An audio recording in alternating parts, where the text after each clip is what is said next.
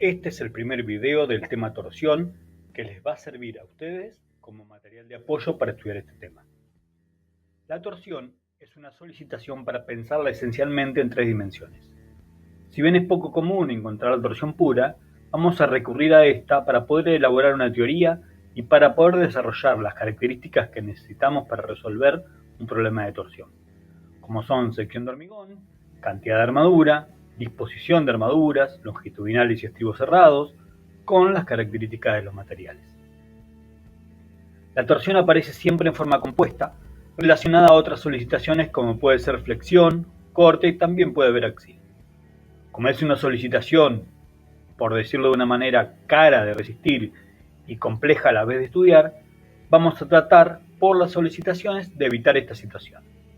Hay casos típicos donde esto ya no se puede evitar y es necesario su estudio, como los puentes curvos, como las estructuras espaciales de escaleras o los postes sometidos a tiros no simétricos de cables, también los puentes con cargas no simétricas, y hay una situación particular que se puede dar por el efecto del viento o del sismo, cuando el centro de gravedad de una estructura no coincide con el centro de cargas, y esto puede producir el colapso completo de una estructura, como en el caso de la figura. En estos casos es necesario y fundamental estudiar la torsión.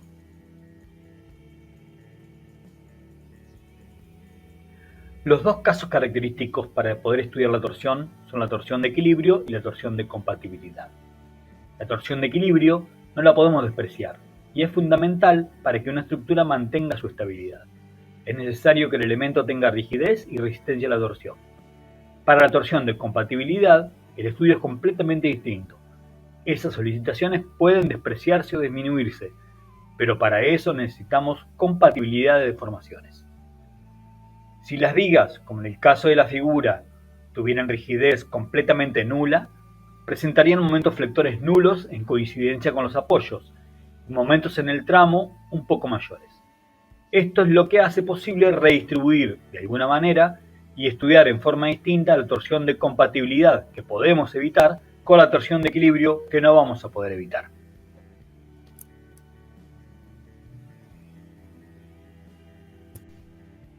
Cada vez que estudiemos las tensiones en una sección sometida a torsión, van a aparecer en el estudio las tensiones tau, que tienen una distribución característica. Son máximas en el centro de los lados largos y a la vez son nulas en las esquinas. También en la figura se puede ver cómo es la distribución en diagonal de esas tensiones, que son nulas en el centro de la sección. Para poder comprender cómo es el tipo de rotura, vamos a estudiar un caso muy poco habitual, que son elementos de hormigón simple sometidos a torsión pura. La rotura es una rotura frágil y no podemos decir que rompe una sección, sino que rompe todo el elemento. Su rotura está relacionada principalmente con un tipo de rotura por tracción. En una de las caras largas, donde tau es mayor, comenzará la primera fisura. Esa fisura, junto a otras, se propagarán helicoidalmente. En tres de sus aristas se propagan en la dirección de las isostáticas de compresión, es decir, aproximadamente a 45 grados, de tal manera que una parte importante del elemento pivoteará sobre la cuarta cara, que presentará un borde comprimido valorado en aproximadamente 2 recubrimientos. La superficie de rotura ya no es una superficie plana y se produce cuando se agota la capacidad resistente de la región más débil de la pieza, originando el colapso del elemento. Los primeros estudios sobre la torsión aparecen aproximadamente en el año 1900, donde estudiaban secciones circulares de hormigón simple o también hormigón armado. Faltaron estudiar algunas cuestiones importantes que en ese momento no se tenían en cuenta, como por ejemplo si la armadura llegaba a fluencia o no, pero en muchas cuestiones se pudo establecer conclusiones que hoy todavía tienen actualidad. Los elementos sin armadura tenían una rotura frágil con fisuras a 45 grados. Si se empleaba solo armadura longitudinal, las cargas de fisuración y las cargas de rotura prácticamente coincidían, y la fisuración también era 45 grados. Si se empleaba solo estribos, la carga de fisuración y la carga de rotura también coincidían. Si se disponían barras longitudinales y estribos al mismo tiempo, como lo que habitualmente vamos a dimensionar, la carga de rotura es mucho mayor a la de fisuración, y las fisuras se orientan a 45 grados. También estudiaron el caso de posición de estribos helicoidales que se correspondían con un comportamiento mucho mejor de la resistencia del elemento, pero a su vez de difícil implementación para la mano de obra. Una parte importante de los avances de este estudio fue la formulación de Roche en 1929 sobre el reticulado espacial. Lo que hizo Roche fue extender el concepto que había utilizado Ritter Morsch en corte y lo extendió en forma espacial para poder estudiar el comportamiento de hormigón armado sometido a torsión. El reticulado plano utilizado por Ritter Morsch para el corte, como el reticulado espacial de Roche, partían de algunas premisas en común.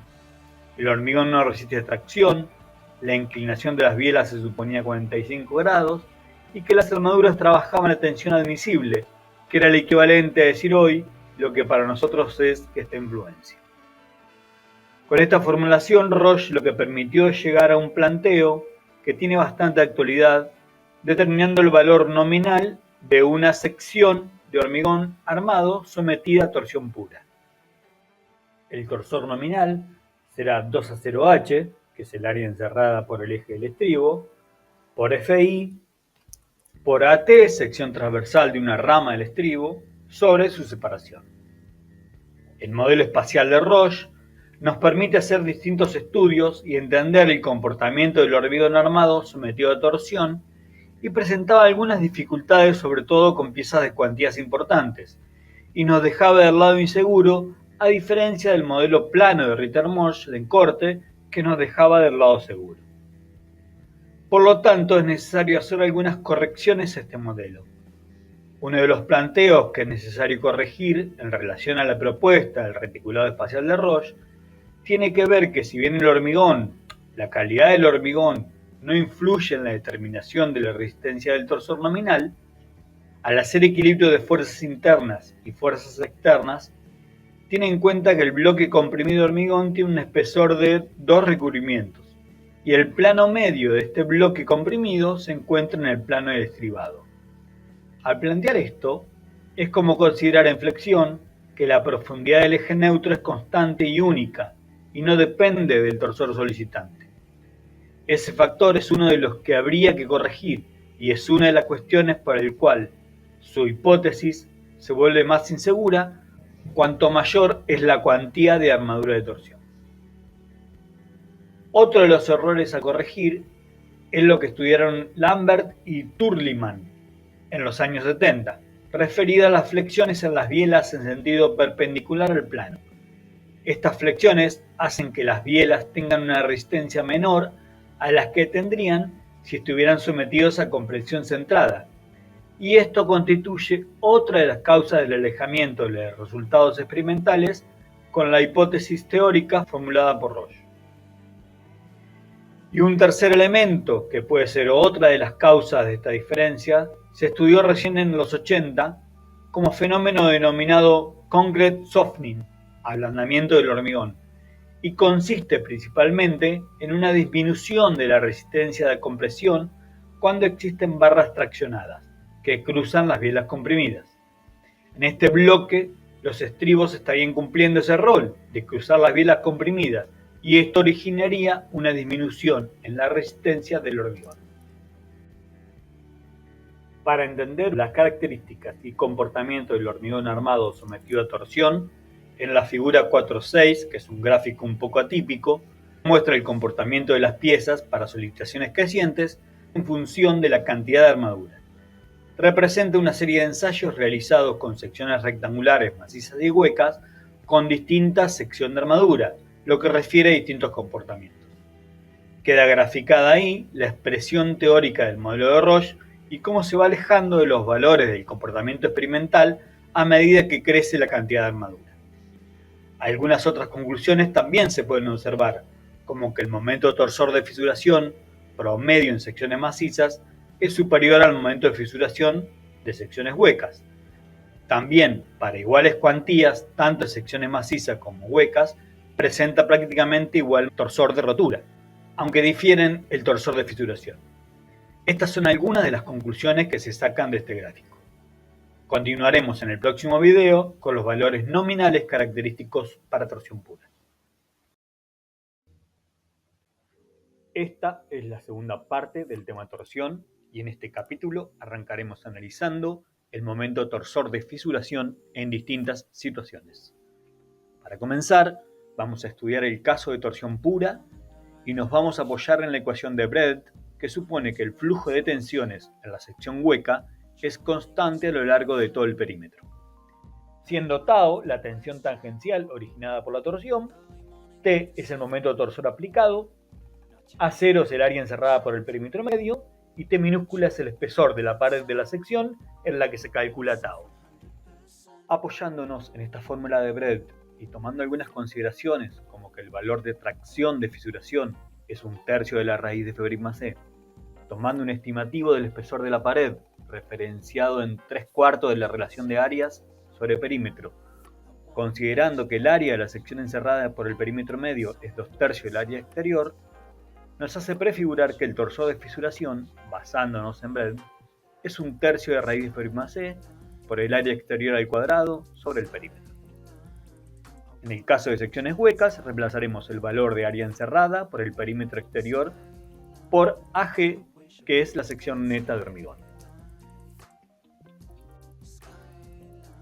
Es de esperar que los esfuerzos axiales incidan sobre ese valor del torsor de fisuración, de tal manera que una compresión aumentará el valor de ese T-cracked y una presencia de axil de tracción produce la disminución del torsor de fisuración en las proporciones de la ecuación que se presenta a continuación.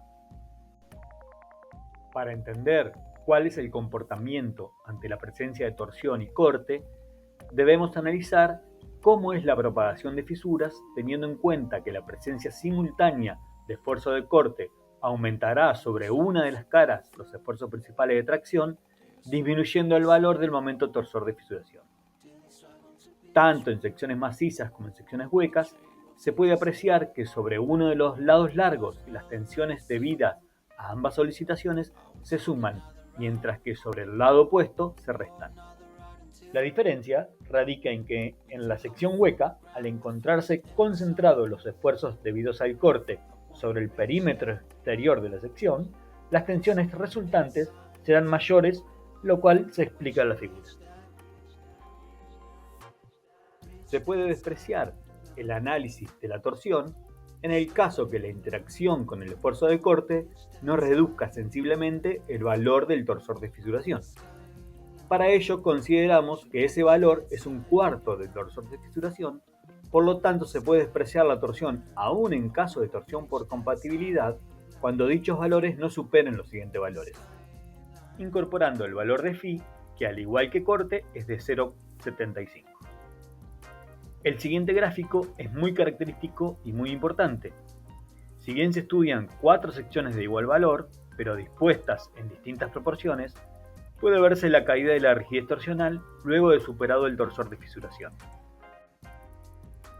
Si bien la rigidez torsional es distinta y depende de la disposición de la sección, los valores últimos son aproximadamente iguales, cercanos al 10% de la rigidez torsional no fisurada.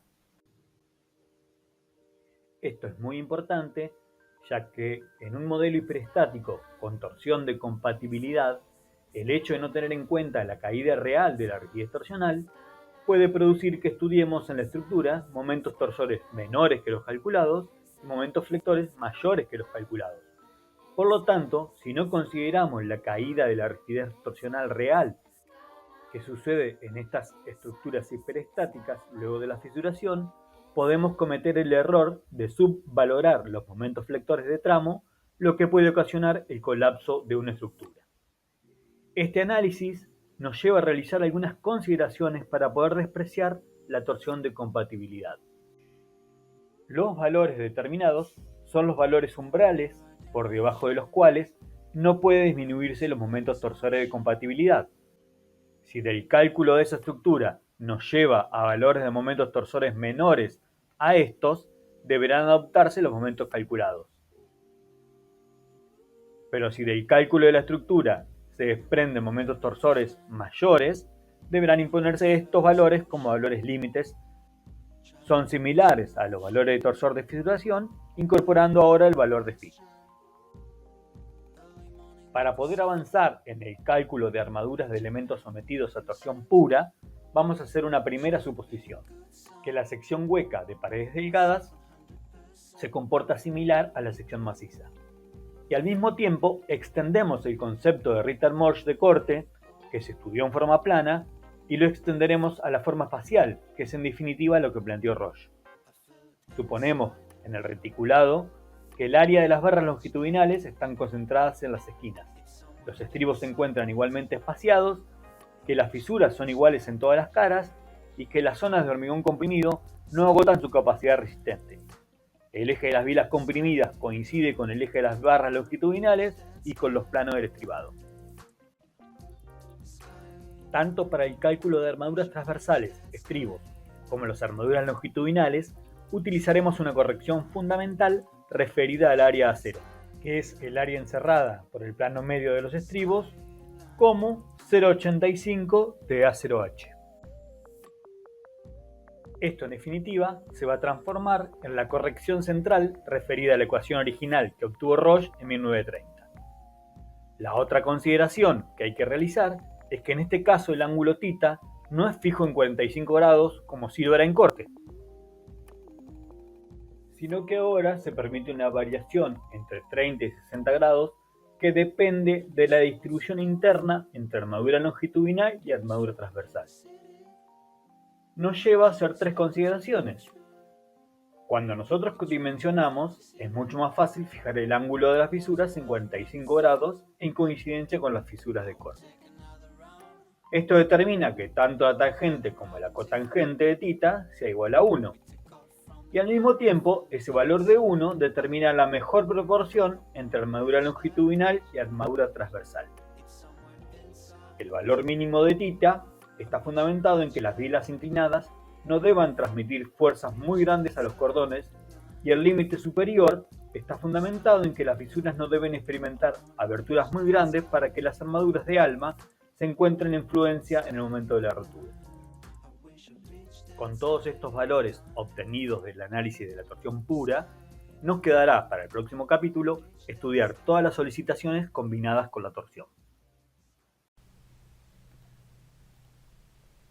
Este es el tercer video del tema torsión y comenzaremos analizando la interacción entre torsión y flexión. Como venimos estudiando a través de Roche, la torsión produce tracción en las 4 armaduras longitudinales del reticulado espacial. Con cargas superiores, la flexión originará tracción en los cordones inferiores y compresión en los superiores. Distinguiremos entre torsión dominante si la flexión que comprime el cordón superior disminuye la demanda de la armadura longitudinal, pero todos los cordones permanecen traccionados. Y flexión dominante si con la flexión la resultante anula la armadura longitudinal superior de torsión, tal que 2 cordones queden traccionados y 2 comprimidos. Con una sección de hormigón con geometría, calidad de materiales y armaduras definidas, estudiaremos por separado los efectos de la flexión y la torsión. Ante la flexión, con cargas superiores, se produce compresión en el cordón superior y tracción en el cordón inferior, y en forma simplificada tomaremos valores de ASFI como momento nominal dividido 0,9D. Ante la torsión, los valores dispuestos en el video anterior. AL será T nominal por el perímetro dividido 1,7 a 0H FI tangente de θ. Con la presencia de ambas solicitaciones, podría decirse que la torsión y el momento flector compiten por el uso de la armadura inferior. Así, tendremos las siguientes armaduras. La armadura inferior será la armadura de torsión más la armadura de flexión. Y la armadura superior será la armadura de torsión menos la armadura de flexión. En definitiva, la rotura por tracción se produce con la cara traccionada menos armada. Por lo tanto, la armadura longitudinal total que se tiene en cuenta es 2 veces la armadura más débil, o sea, el doble de la armadura de la cara que resulte menos armada. Suponiendo armadura longitudinal simétrica y que el momento flector puede ser tanto positivo, traccionar la armadura inferior, como negativo, traccionar la armadura superior, puede trazarse el diagrama de interacción que indican los puntos de rotura para diferentes combinaciones. Si en cambio se supone que la armadura del cordón superior es igual a 1/3 de la del cordón inferior, se obtiene un nuevo gráfico y se da la particularidad que la resistencia máxima a torsión no se produce cuando el momento flector es nulo, ya que la compresión producida por la flexión incrementa la resistencia a tracción del cordón superior. Por lo tanto, cuando las armaduras son asimétricas, no es intuitivo saber cuál será la armadura que estará en fluencia. Tendremos en cuenta la combinación de torsión más flexión para obtener las armaduras longitudinales y la torsión más el corte para las armaduras transversales. La relación entre ambas será el ángulo θ y la presencia del axil influirá en los dos casos. Dimensionamiento de armaduras para la acción combinada de torsión y flexión. Elegidos los materiales, adoptada la sección de hormigón y conocidos TU y MU, se procede al cálculo de MN y TN, con Φ 0,75 para torsión y Φ 0,90 para flexión. El procedimiento de cálculo permite dimensionar por separado y luego adicionar según corresponda. Se calculan las armaduras por flexión y se permite la fórmula simplificada, aunque el camino correcto sería sumatoria de momentos, K sub A y luego sumatoria de fuerzas. Se calculan las armaduras de torsión como si no existiera el momento flector. Si menciona, puedo elegir θ igual a 45 grados.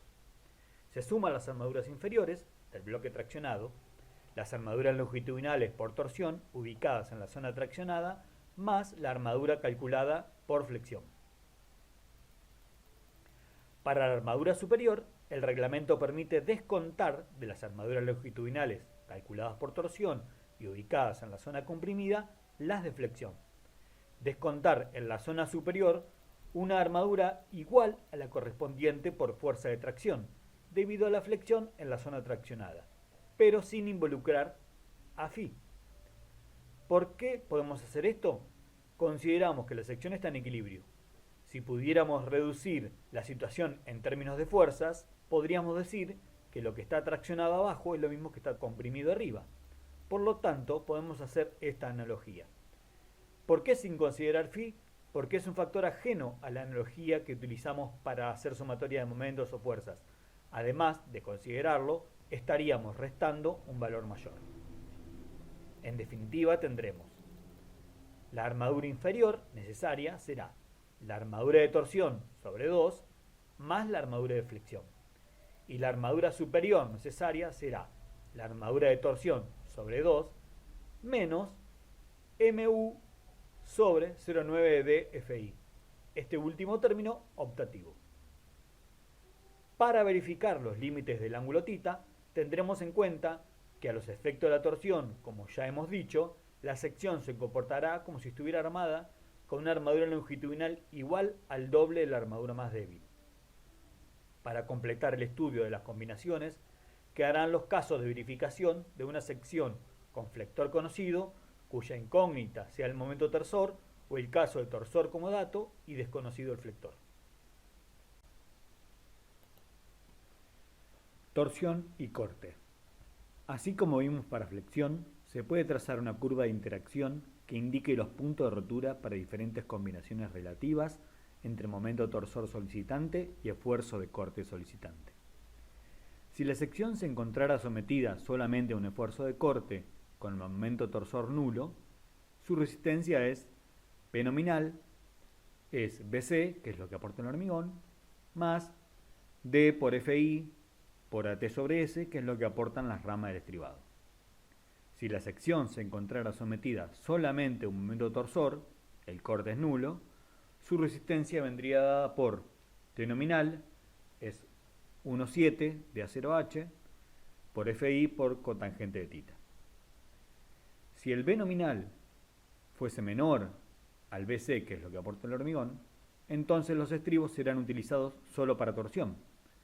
Cuando se supere ese valor, los estribos deberán resistir ambas solicitaciones. Obviamente, siempre que se esté por encima de la cuantía mínima de torsión. Limitación de fisuración del alma. Al estudiar corte, se impuso una condición de corte máximo que podía resistir una sección de modo de limitar el ancho de fisuras, fundamentalmente bajo carga de servicio. Del mismo modo, al evaluar la resistencia de las bielas comprimidas, debe tenerse en cuenta que en una de las caras del reticulado Las compresiones debidas a la torsión se suman a las de corte. Los reglamentos europeos limitan las tensiones en las bielas comprimidas. El ACE y el CIRSOC lo hacen indirectamente, dado que utilizan un criterio basado en la limitación del ancho de fisuras, que resulta más restrictivo que el de resistencia de bielas. Dicho criterio está dado por las siguientes expresiones, cuyos límites han sido obtenidos experimentalmente, tanto para secciones macizas como para secciones huecas. Las limitaciones anteriores también permiten que las piezas se encuentren con todas las armaduras en fluencia en el momento de la rotura, lo que denominamos subarmadas. Dimensionamiento de armaduras para la acción combinada de torsión y corte. Luego de verificada la condición de limitación de fisuración del alma, puede pasarse al dimensionamiento de armaduras. Los cálculos nuevamente se hacen de forma independiente y se suman recordando que los estribos que se obtienen del dimensionamiento al corte son totales para todas las ramas y los de torsión corresponden a una sola cara. Dicho de otra manera, de las armaduras de corte solo se involucran junto a la torsión aquellas que estén dispuestas perimetralmente. Por lo tanto, el estribado total de una cara será AT sobre S de torsión más AB sobre S de corte dividido N, y N es el número de ramas utilizadas en corte. Quedará el estudio de verificación de una sección dada frente a la acción combinada de torsión y corte cuando es conocido el esfuerzo de corte solicitante y desconocido el momento torsor, o conocido el torsor solicitante y desconocido el corte. Para el primer caso hay que recordar siempre que debe verificarse la condición de θ entre 30 y 60 grados, y para el segundo caso deberá adoptarse un valor de θ. Con los últimos valores siempre deberán verificarse las condiciones de fisuración del alma. Si la sección presenta estribos en 4 ramas, las 2 ramas internas no se consideran afectadas por la torsión, por lo que se computan como totalmente eficientes en la resistencia al corte. Recordando siempre que para ambas solicitaciones phi vale 0,75. Torsión, flexión y esfuerzos axiales. Es uno de los casos aún no contemplados en la reglamentación y se propone un camino de cálculo de aplicación solo a los casos de flexión compuesta con gran excentricidad, es decir, con la carga por fuera de las armaduras. Y recurriremos a la flexión generalizada para el análisis de la flexión compuesta recta. Recordando que los esfuerzos de tracción se consideran negativos, que el momento flector actuante Mn es positivo y que el coeficiente phi a emplear vale en estos casos 0,90. Recordando que los cálculos dejan de ser válidos si se obtiene una armadura traccional final negativa. En definitiva, la armadura superior será la armadura longitudinal por torsión, dividido 2, menos, en forma optativa, MUR dividido 0,9 de FI. Y a ese inferior será la armadura longitudinal por torsión, dividido 2, más la armadura AS por flexión compuesta que calculamos. Para verificar el ángulo θ, consideramos que los efectos de la torsión, la sección se comporta como si tuviera una armadura longitudinal igual al doble de la armadura más débil. Además, el axil influye en el aporte del hormigón, pero en la formulación de rotura por torsión no está incluido. Teniendo en cuenta que cuanto mayor sean las tracciones, las fisuras tenderán a ser normales al eje de la pieza, mientras que cuanto mayor sean las compresiones, las fisuras tenderán a ser paralelas al eje de la pieza. Nos queda hacer una observación sobre el método de verificación de bielas comprimidas, que se hace indirectamente a través de las ecuaciones empíricas ya dadas. Si bien el método puede resultar engorroso, es fundamental que la sección cumpla dichas condiciones de fisuración en el alma. La armadura estructural puede estar bien calculada, bien dispuesta, pero suelen ocurrir algunos inconvenientes importantes cuando estos valores no son verificados. Con este video damos por terminadas todas las formulaciones. Nos quedará el estudio particular de caso por caso ante la combinación de todas las solicitaciones presentadas.